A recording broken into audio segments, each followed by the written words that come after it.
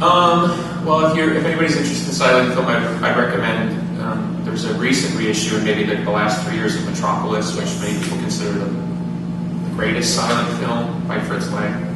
It was filmed in Berlin, like the late 20s, and in many ways presages the coming, totalitarian aspects of the Nazis and stuff like that. So you can look at it, and there's a futurism involved. But one interesting thing is, when the movie debuted in Berlin, I think 1928, the movie was really long, and it was critically panned, and so they took a bunch of footage out, like 40 minutes, and for years and years and years, like literally like 80-something years, most of the footage was thought lost forever.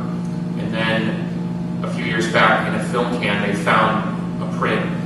The man from South America, I only know the stories from, basically, the man from South America was at the premiere of the movie, ordered it, and got like a print that he took back to South America.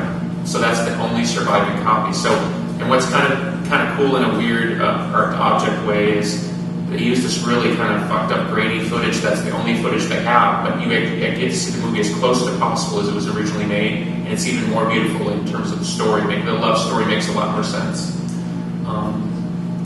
I think what I try to do as a person who wants to learn is when I look at technology has a lot to do with the way art evolves.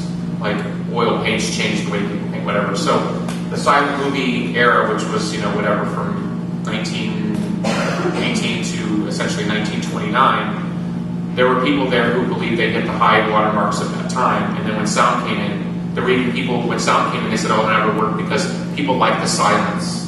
They actually like the quiet. They like being absorbed into the thing. So many people felt that was a high work of art. So what I try to do, even though the pace is different, go back and try to understand what it was that they were seeing, so I can learn something from that and not assume that because it's antiquated, there's nothing I can learn from it.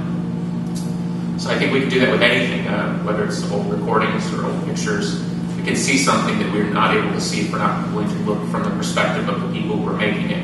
Because oftentimes modern cultures, and it's a long history of this, assume that antiquated cultures are dumb or slower or not as sophisticated, and they were in many ways more sophisticated because they had less to work with.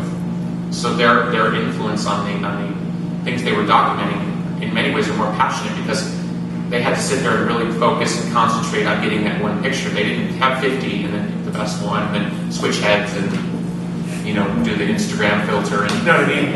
It's a different thing. It's a different level of commitment, maybe is what I'm trying to say.